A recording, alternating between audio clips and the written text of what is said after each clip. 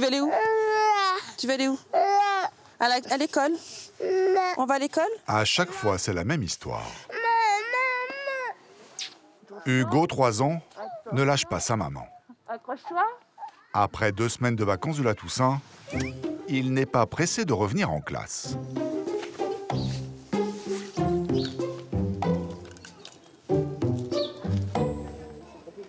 Jouer, c'est quand même bien plus agréable. Allez, 1, 2, 3. Bravo! Hugo est en petite section de maternelle. Mais ce n'est pas un enfant comme les autres. Allez, on va à l'école. Au fil des mois, le petit garçon régresse. Il perd ses acquis. Maman va reprendre la voiture. Ok? Tu dis au revoir? Bisous, maman. Le langage, l'audition, jusqu'à ne plus pouvoir marcher. Pour l'instant, ça ne se voit pas encore. Je vois Hugo en train de jouer avec 2 enfants. Et du coup, je les vois interagir ensemble. Et ces moments-là, il n'y a qu'à l'école que ça se passe. Alicia rêve de prolonger ces moments. Seulement, la maladie qui détruit peu à peu le cerveau de son fils, elle, ne ralentit pas. Cette année, il va très bien. L'année suivante, il ira moins bien. Et la 3e année maternelle, ce sera réellement de la garderie. Donc c'est cette année-là où il en profite, où il comprend bien les choses. Parce qu'au fur et à mesure du temps, il comprendra moins les choses parce que la maladie s'installera. Et l'année prochaine, ça ne sera pas pareil.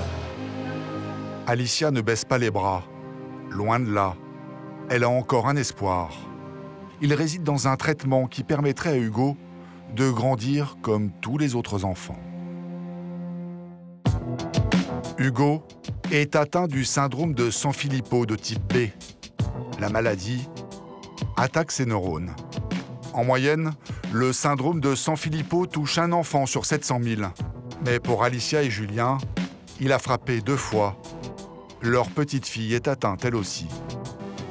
J'ai mis au monde 2 enfants et on nous annonce que leur vie est comptée. Cette maladie est la conséquence de 2 gènes non compatibles entre le père et la mère. Pour sauver leurs enfants, une seule solution, agir dans le cerveau le plus rapidement possible. Un des moyens de pouvoir guérir de cette maladie-là, c'est de pouvoir ramener l'enzyme qui est défectueuse. Et pour mener cet essai clinique non pris en charge par la sécurité sociale, les parents doivent réunir 4 millions d'euros. Une somme colossale. Le combat d'une vie. Depuis qu'ils connaissent la maladie de leurs enfants, Alicia et son mari Julien profitent de tous les moments de bonheur possibles. Ce jour-là, Emma fait ses premiers 4 pattes. Ouais. Bravo! Le papa est infirmier. Il aménage ses horaires pour passer des matinées entières avec ses enfants. Bonne nuit. Bisous. Bonne sieste. Bisous. Alicia est infirmière également, mais elle a cessé de travailler. Les années sont comptées.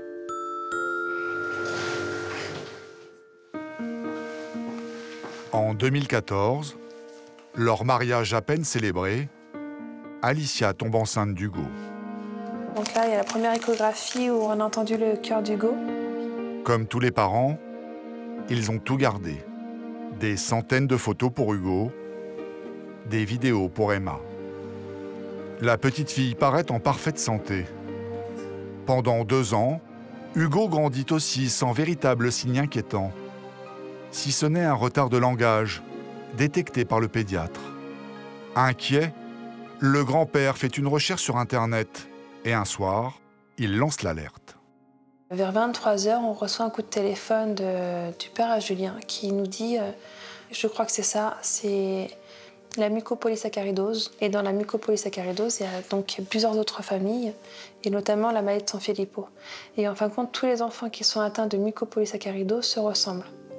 Voilà. Donc il nous dit que l'espérance de vie est très courte. Coucou Emma. Et là, moi, je me suis effondrée. Moi, j'étais convaincu que Hugo, il avait simplement un retard de langage. J'ai pas accepté que Hugo soit malade.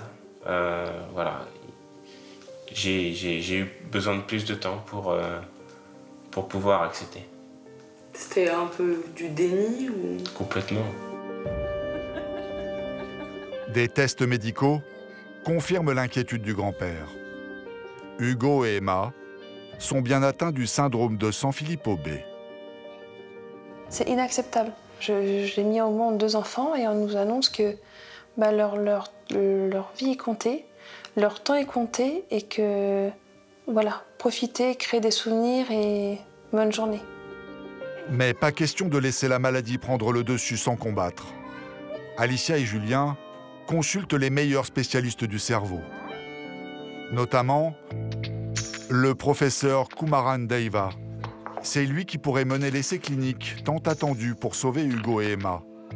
Il étudie la maladie depuis une dizaine d'années. La maladie de Sanfilippo B est une maladie donc de surcharge parce que c'est une enzyme qui est donc un produit qui est capable de découper les protéines et les sucres en petits morceaux qui va être manquant. Quand ces sucres et ces protéines ne sont pas découpés correctement, toutes les cellules du corps sont atteintes progressivement, jusqu'au cerveau. Mais le professeur pourrait avoir trouvé la solution. Un des moyens de pouvoir guérir de cette maladie-là, c'est de pouvoir ramener l'enzyme qui est défectueuse. Et c'est à travers ces trous qu'on passe donc le microcathéter.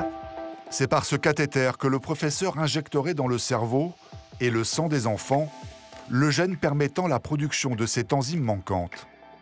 Seulement, cette thérapie génique a un coût. 4 millions d'euros.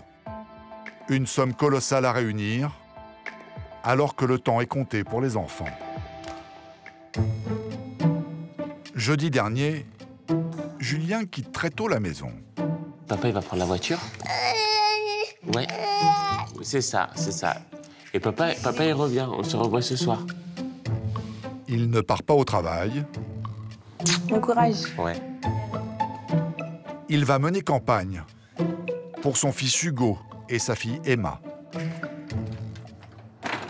Si on fait rien et qu'on reste les bras croisés, on va pas avancer.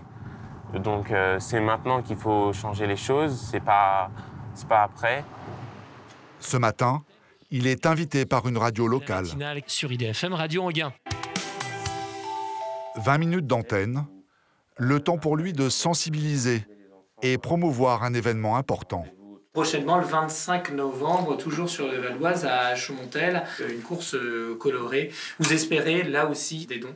Tout l'argent qui va être récolté pour la course, sur les buvettes qui vont être mises en place le jour J, tout cet argent-là va être remis à l'association VML pour Hugo et Emma. C'est avec ce type de manifestation que Julien espère réunir les 4 millions d'euros. On nous donne la chance de pouvoir parler à plein de gens, donc il faut la saisir. C'est difficile de demander de l'argent aux gens, mais on est là pour ça. On a besoin de tout le monde autour de nous pour pouvoir nous aider. 8h23 sur IDFM Radio Anguin, le retour de la musique avec Daniel Balavoine. Et tous ces appels aux dons semblent entendus. À l'Usarche, la boîte aux lettres de la maison ne désemplit pas. Voilà, vas-y mon grand. Vas-y, tourne. Oui. Oh, on a plein de courriers. Le week-end, c'est Hugo qui est chargé de relever le courrier. Et tu vas donner à maman. Un courrier de ministre. Hugo n'est pas peu fier d'être le porteur de bonnes nouvelles. Dans ses enveloppes se glissent les mots de soutien et les dons pour financer l'essai thérapeutique. Les lettres viennent de toute la France. Et le facteur ne se trompe jamais. Il y a marqué, par exemple, pour Hugo et pour Emma à l'Usarche. Ils n'ont même pas notre adresse, mais la poste sait que Hugo et Emma habitent ici. Donc on a toujours des petits mots à chaque fois. On a des chèques. Donc là, c'est plusieurs chèques, 50 €, 20 €, 50 €. Alicia et Julien ne s'attendaient pas à tant de générosité. Dis merci. Merci. En attendant, le seul moyen qu'ils ont de ralentir la maladie est de stimuler leurs enfants, notamment en leur apprenant la langue des signes. Comment on dit yaourt? Ouais. Comment on dit de l'eau? Comment on dit papa? Papa. Comment on dit maman? Maman. Mais cela ne suffit pas. Une fois par semaine, Hugo et Emma ont rendez-vous chez l'orthophoniste. Bonjour Camille. Et tout ce travail semble porter ses fruits. À part le langage, Hugo continue de progresser. Ah, est-ce que tu veux essayer ça? Allez, vas-y. Essaye. Ouais. Bravo, super Hugo. Il s'est mené une activité à bien. Il arrive quand même à rester assez concentré, mais il faut quand même qu'on change vite. Regarde Hugo. Avec Hugo, on fait des séances voilà, comme si c'était n'importe quel enfant qui avait un retard de langage. Après, les enjeux ne sont pas les mêmes puisqu'ils vont perdre leurs acquisitions, donc il faudra voilà, travailler pour que ça se maintienne le plus longtemps possible. 30 minutes d'apprentissage, et c'est au tour de sa petite sœur Emma. Je vais t'en montrer un. Pour la demoiselle, la séance débute toujours par un massage. Oh là là. Chez ces enfants, il y a une hypotonie des muscles. Vous voyez, Emma, elle a tendance à avoir sa langue qui ressort comme ça. Elle a jamais la bouche qui est vraiment fermée. Chaton. Voilà. Après chaque séance, les enfants sont épuisés. Bisous Camille. À samedi. À samedi. Samedi. À 8h, éteins toutes les lumières. Avec eux, le marchand de sable n'aura pas trop de travail. Oh bah oui, il n'y a pas de lumière, bah oui, il y a la lumière. Fais bisous, Hugo. On éteint. Après le coucher, la journée est loin d'être finie.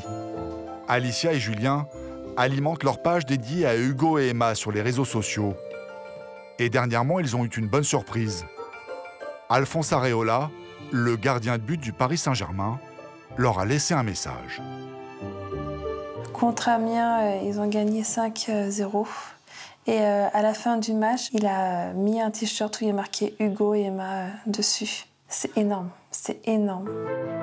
Grâce à la popularité du joueur, des centaines de nouvelles personnes ont été sensibilisées, comme l'artiste Joe Star. On est vraiment derrière vous. On espère que la recherche va avancer.